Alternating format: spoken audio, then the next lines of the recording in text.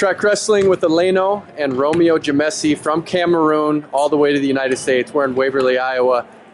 First of all, why did you come to the United States? What brought you here? Let you go, Alain. Yeah. Got a scholarship to wrestle for North Idaho back in 1999, and I wrestled for them for a couple years. Then I moved to Waverly, and when I was at Waverly, I figured out my boy was wrestling back home, so kind of made some contact, and he ended up coming too, and he wrestled for Waverly Shower. That's right. Yeah. Did he talk you into it? He did. You know, it's always good. You know, he's one of my favorite brothers, so I kind of had to pick him. You know, because we have another brother in France. But the moment that he asked me, I'm like, yeah, I'm gonna do it. What's the difference in level? So you take what happens at the African Championships, which are going on right now, yeah, compared to here. What's the difference in the levels between the two continents or countries? Level of wrestling? Yeah. Oh, the level is just definitely a big difference. The gap, you know. One of the biggest things that I wish we had in Africa. My brother and I were just talking even about Cameroon. We wish that wrestling was part of. I mean, it's part of the school system, but it's not as organized as here, and it's not as serious as here. So I wish that is something that was put in place over there and taken seriously. So that sets the U.S. compared to Cameroon for sure. There's a big gap there. And probably the rest of the world too. Correct. Yeah.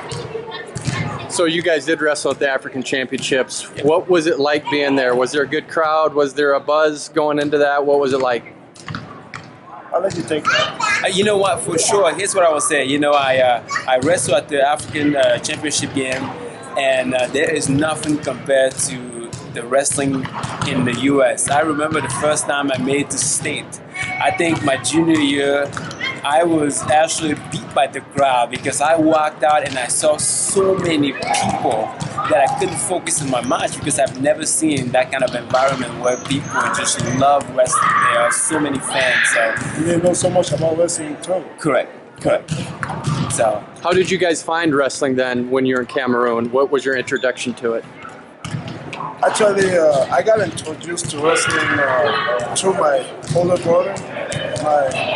He actually resides in France now, and he was at the time in the national team.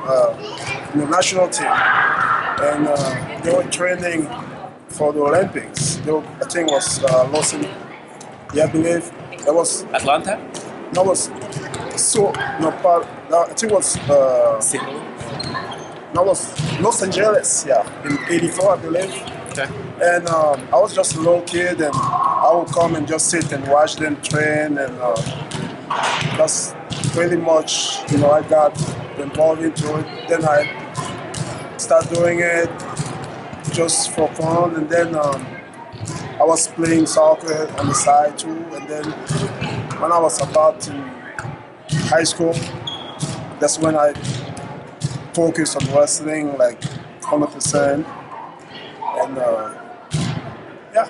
Was it hard to make the adjustment to freestyle to the collegiate rules, high school rules here, where it's locked hands and a lot of different rules? Oh, it was huge. I don't know. It was pretty tough, especially wrestling on the bottom, trying to escape and all that, and take down too. Because in freestyle, you can take someone down. You don't really need to cover, but just that those small difference. You take guys down and boom, he pop on his feet, and there's no point. Yeah. And so I had a really tough time with that. But after a few months, I started to adjust to that. It was tough. I think the hardest part was be able to escape, from the bottom, and wrestle from the bottom pretty much. Yeah. Were you guys proud to represent Cameroon at the World Championships? Yes, very proud. Very proud to represent Cameroon at the World Championship. What keeps you guys here in the United States? Any thought about moving back? You know, it's always in the back of my mind. Right now I'm coaching, and I've been coaching for the last 18 years, and I love it. I don't know, why not? You know, maybe someday go back and maybe try to, you know, pass on that knowledge, you know, to the young generation. And I think everyone probably wants to know who would win in a wrestling match between you two guys. You know, we get that question a lot. You know, I still love him. He still got it. He still got it. I don't, you know, I'm out of the sport. He's more involved than I, so he still got it. You know, he's just probably getting a little, you know, humble. But I know when he first came, I was his partner, but I was, you know, the only guy that can actually push him in the home because he will just, you know, I don't know if I can say, you know, kill everyone. So I was the only guy that would push him. But by the time he was done with college, I mean, I was having a really hard time pushing him. So let's, you know, put it that way. What were the facilities like in Cameroon? It's definitely night and day between the two. You know, definitely night and day. As far as just the environment. Again, like I said in the beginning, I think I wish people were more invested into the sport, you know, in terms of investing into the athlete, investing into equipment. Here, for example, I mean, the wrestling room, Waverly Shorak just raised money to, you know, to buy new equipment. You know, back in Cameroon, it's not the case. Even if people were to raise money, there's so much corruption. I wish we had what we had here back home. I think we would raise tremendous wrestlers over there.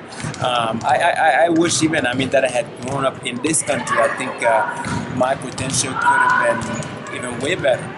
But because I grew up with so little technique, that I think it was only so far that I could go with that. What was your living environment? What did you grow up? Were your parents well-to-do? Were they middle class? What was it like growing up in Cameroon? I mean, our parents, my mom, she owned like a little wrestling shop, and my dad was a farmer. So, I mean, we had a decent, you know, living. But the toughest part is, you know, being, you know, your parents be able to understand that, you know, wrestling, you know, needs a lot of, I don't know, like support as far as, you know, nutrition, you know, like gear and stuff like that. And we didn't have that. We grew up in a big family, there's 10 of us. So it's a little hard to tell your dad or your mom that, hey, I need a new pair of wrestling shoes, or, you know, a new shirt, you know, or t-shirt. So it's a little tougher. So it's like everything. When you go to the club, the main goal is to be able to make it to the national team, because you're gonna get, you know, figures. So that was kind of a big motivation.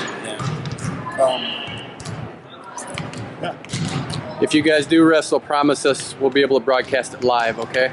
Let us have it. We'll do it, that's for sure. All right. Yeah. Djoumessi, thanks for the time. Thank you. Yes.